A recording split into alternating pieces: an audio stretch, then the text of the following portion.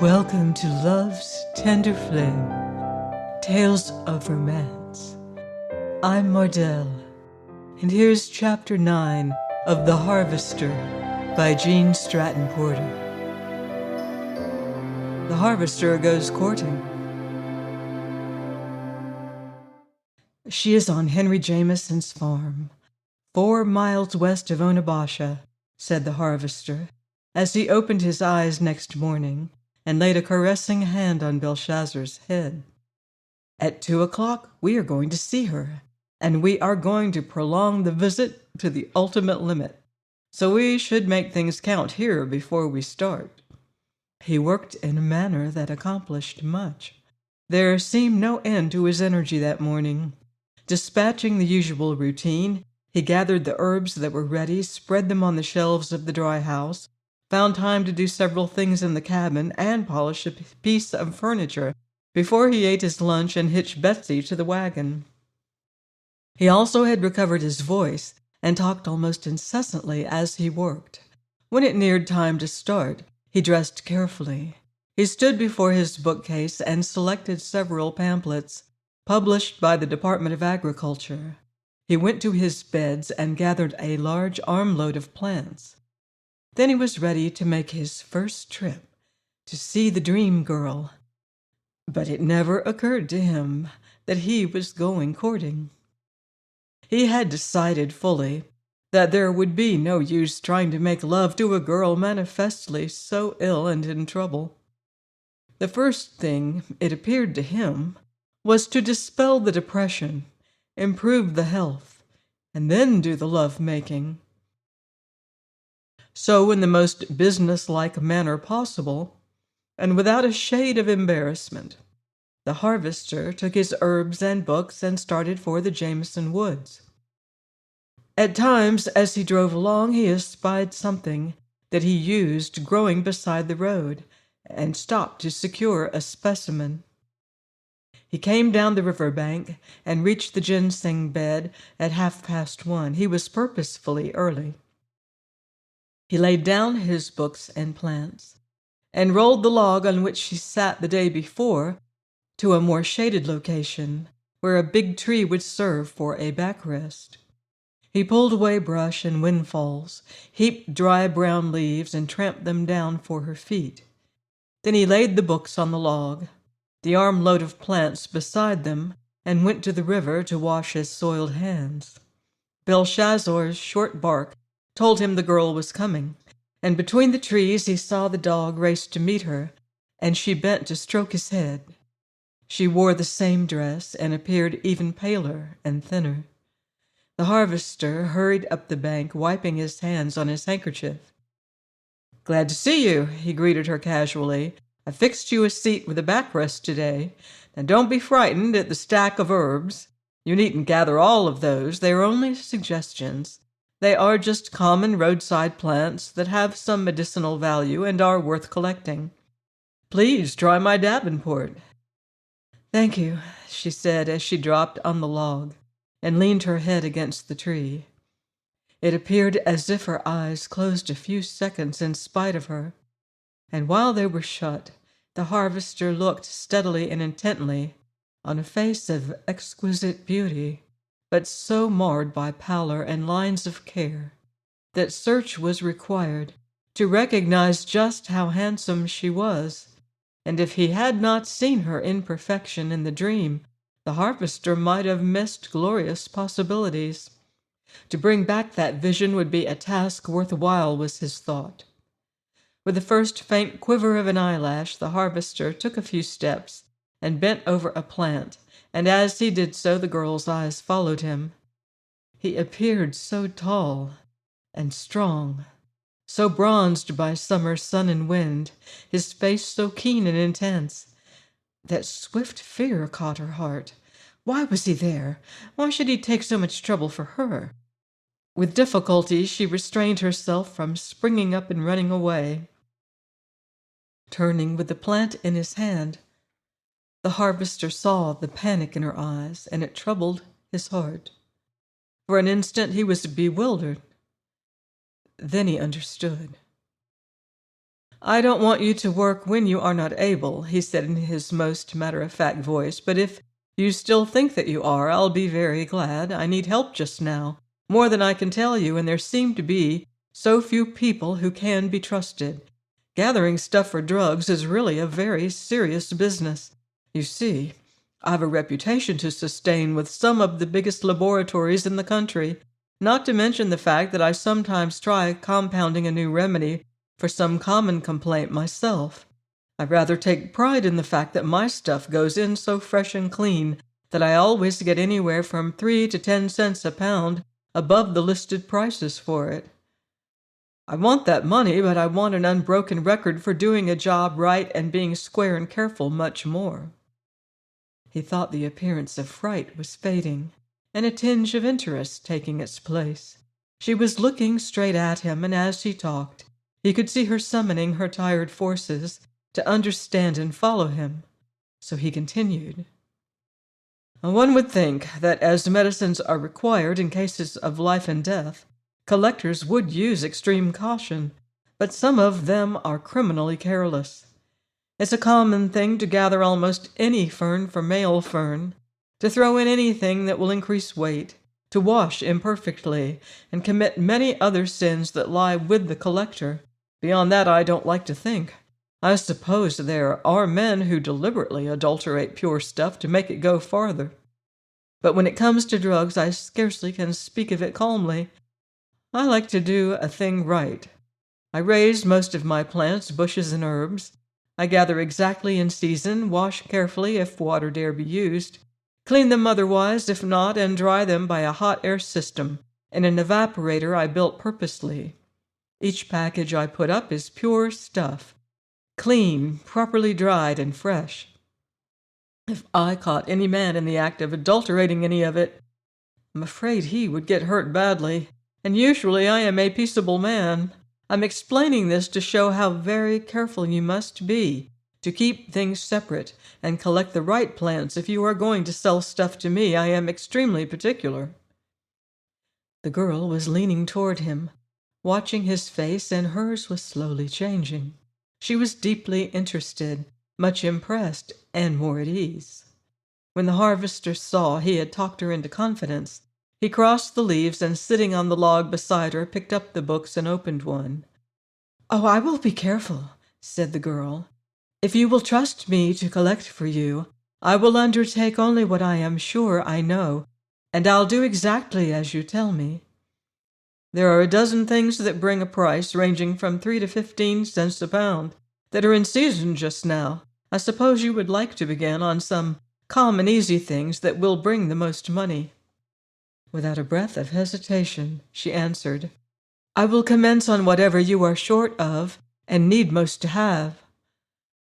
The heart of the harvester gave a leap that almost choked him, for he was vividly conscious of a broken shoe she was hiding beneath her skirts. He wanted to say thank you, but he was afraid to, so he turned the leaves of the book. "I am working just now on mullein," he said. "Oh, I know mullein," she cried with almost a hint of animation in her voice, "the tall yellow flower stem rising from a circle of green felt leaves." "Good," said the harvester. "What a pretty way to describe it. Do you know any more plants?" "Only a few. I had a high school course in botany, but it was all about flower and leaf formation, nothing at all of what anything was good for. I also learned a few drawing them for leather and embroidery designs." "Look here," cried the harvester. "I came with an armload of herbs and expected to tell you all about foxglove, mullein, yarrow, jimson, purple thornapple, blessed thistle, hemlock, horehound, lobelia, everything in season now. But if you already have a profession, why do you attempt a new one? Why don't you go on drawing? I never saw anything so stupid as most of the designs from nature for book covers and decorations, leather work and pottery. They are the same old subjects worked over and over. If you can draw enough to make original copies, I can furnish you with flowers, vines, birds, and insects, new, unused, and of exquisite beauty, for every month in the year. I've looked into the matter a little because I am rather handy with a knife, and I carve candlesticks from suitable pieces of wood. I always have trouble getting my designs copied. Securing something new and unusual, never.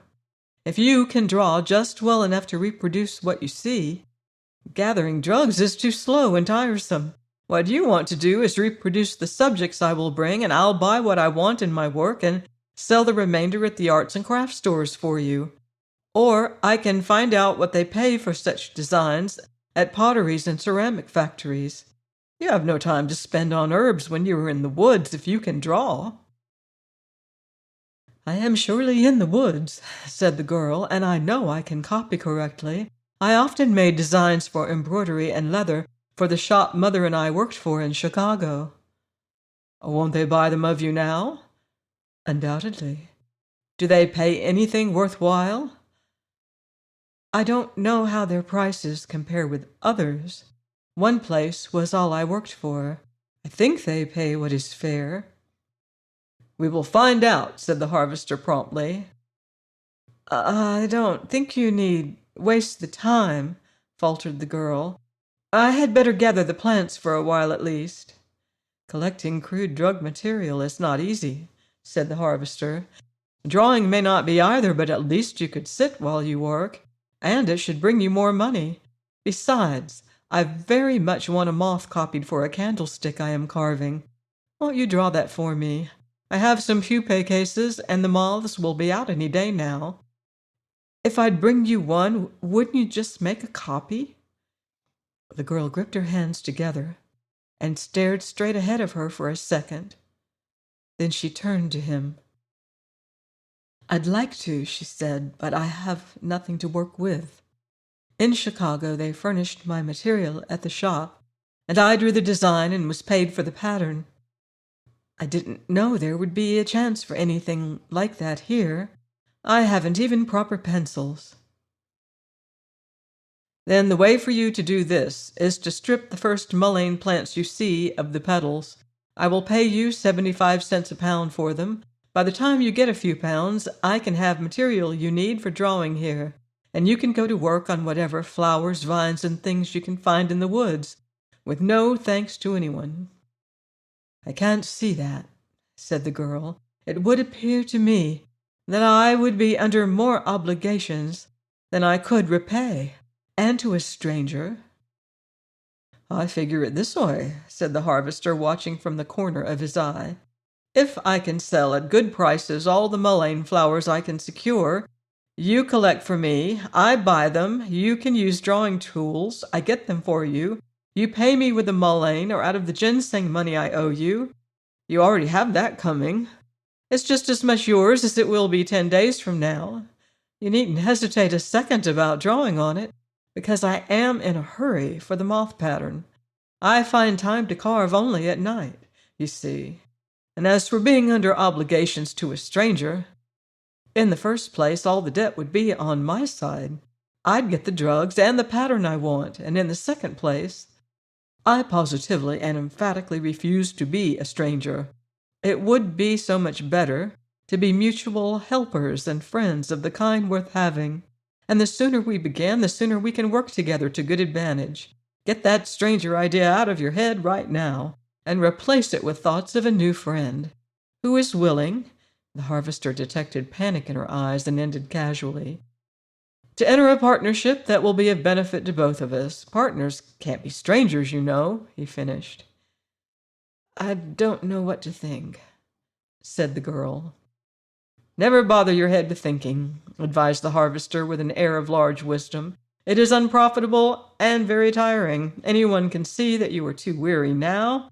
Don't dream of such a foolish thing as thinking. Don't worry over motives and obligations. Say to yourself, 'I'll enter this partnership, and if it brings me anything good, I'm that much ahead. If it fails, I have lost nothing.' That's the way to look at it."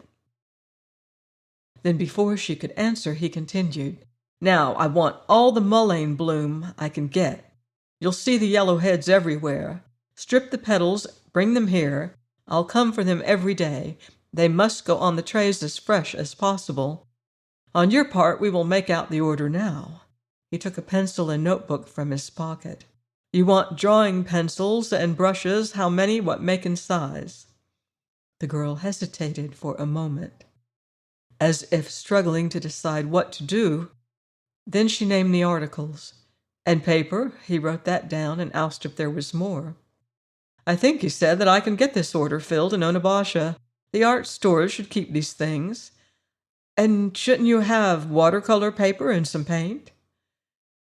Then there was a flash across the white face.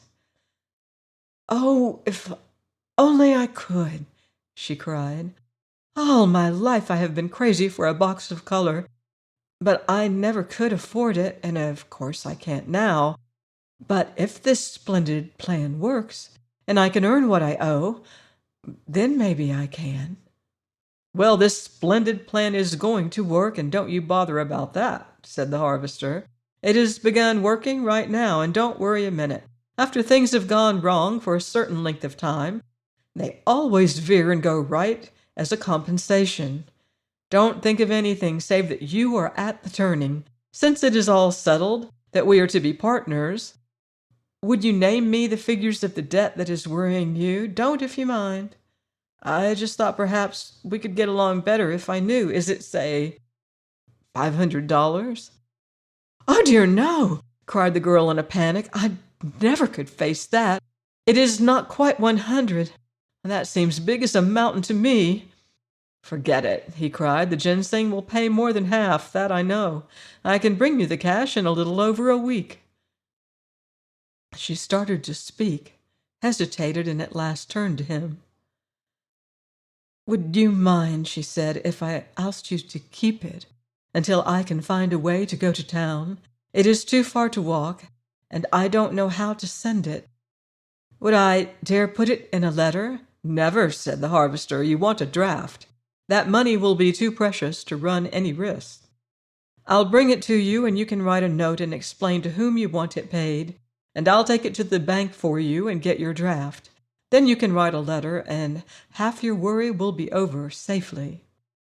It must be done in a sure way, said the girl.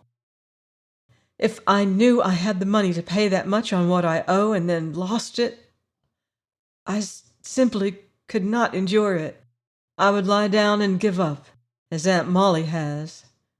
Forget that, too, said the harvester. Wipe out all the past that has pain in it. The future is going to be beautifully bright. That little bird on the bush there just told me so. And you are always safe when you trust the feathered folk. If you're going to live in the country any length of time, you must know them, and they will become a great comfort. Are you planning to be here long? I have no plans. After what I saw Chicago, due to my mother, I would rather finish life in the open than return to the city. It is horrible here, but at least I'm not hungry and not afraid all the time. Gracious heaven, cried the harvester. Do you mean to say that you are afraid any part of the time? Would you kindly tell me of whom and why? You should know, without being told, that when a woman born and reared in a city and all her life confined there steps into the woods for the first time, she's bound to be afraid. The last few weeks constitute my entire experience with the country, and I'm in mortal fear that snakes will drop from trees and bushes or spring from the ground. Some places I think I'm sinking, and whenever a bush catches my skirts, it seems as if something dreadful is reaching up for me. There is a possibility of horror lurking behind every tree, and— Stop! Cried the harvester. I can't endure it. Do you mean to tell me that you are afraid here and now? She met his eyes squarely. Yes, she said. It almost makes me ill to sit on this log without taking a stick and poking all around it first. Every minute I think something is going to strike me in the back or drop on my head. The harvester grew very white beneath the tan, and that developed a nice, sickly green complexion for him. Am I part of your tortures? He asked tersely. Why shouldn't you be? She answered. What do I know of you or your motives, or why you are here? I have no experience with the atmosphere that breeds such an attitude in a girl. That is a thing for which to thank heaven. Undoubtedly, it is gracious to you. My life has been different. Yet in mortal terror of the woods and probably equal fear of me, you are here and asking for work that will keep you here. I would go through fire and flood for the money I owe. After that debt is paid. She threw out her hands in a hopeless gesture. The harvester drew forth a roll of bills and tossed them into her lap. For the love of mercy, take what you need and pay it, he said. Then get a floor under your feet and try, I beg of you, try to force yourself to have confidence in me until I do something that gives you the least reason for distrusting me. She picked up the money and gave it a contemptuous whirl that landed it at his feet. What greater cause of distrust could I have, by any possibility, than just that? She asked. The harvester rose hastily, and taking several steps, he stood with folded arms, his back turned. The girl sat watching him with wide eyes, the dull blue pain in their dusky depths. When he did not speak, she grew restless. At last, she slowly arose and, circling him, looked into his face. It was convulsed with a struggle in which love and patience fought for supremacy over honest anger.